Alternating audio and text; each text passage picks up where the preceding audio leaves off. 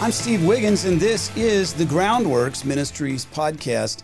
Today we're reading from the book of Psalms, chapter 128. Let's focus on verse 1. Blessed is the one who fears the Lord, who walks in his ways. Now we know there is a direct link between our blessing and seeking God's word. Psalm chapter 1, verses 1 through 3 says, Blessed is the man who walks not in the counsel of the ungodly, nor stands in the path of sinners, nor sits in the seat of the scornful. But his delight is in the law of the Lord, and in his law, the Bible, he meditates day and night. He thinks about it. He shall be like a tree planted by the rivers of water, that brings forth its fruit in its season, whose leaf also should not wither, and whatever he does shall prosper. Now, because blessing is so closely linked to God's word, we are safe to assume that walking in the counsel of the Bible is the same as fearing the Lord. To the extent that we are obeying the word of the Lord, that is, walking in his ways. Psalm 128, verse 2, When you eat the labor of your hands, you shall be happy, and it shall be well with you. When we live according to God's word, we do not solely apply it to our lives. The Bible becomes the center of our lives. We don't just use it every now and then when we think we need the Lord.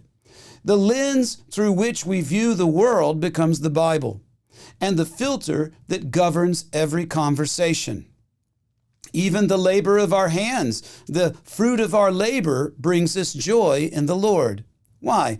Because we are continuously reminded that it is God who works on our behalf as we go about our daily tasks. Some people say, well, I work so hard for this. I should be able to have it all. Why does God want some of it? Well, because everything you have is from the Lord, even the breath in your nostrils.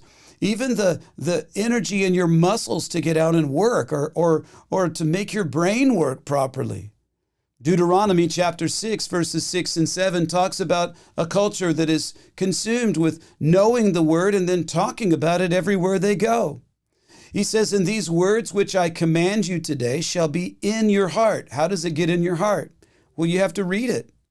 And you shall teach them diligently to your children, and shall talk of them when you sit in your house, when you walk by the way, when you lie down, and when you rise up.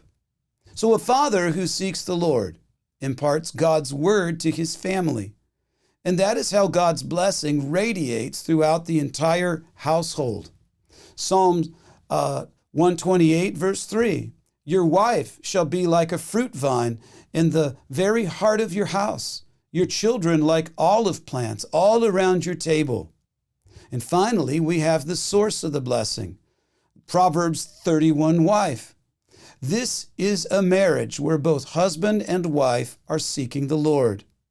Psalm 128, verses 4 through 6. Behold, thus shall the man be blessed who fears the Lord. The Lord bless you out of Zion, and may you see the good of Jerusalem all the days of your life. Yes, may you see your children's children. Peace upon Israel.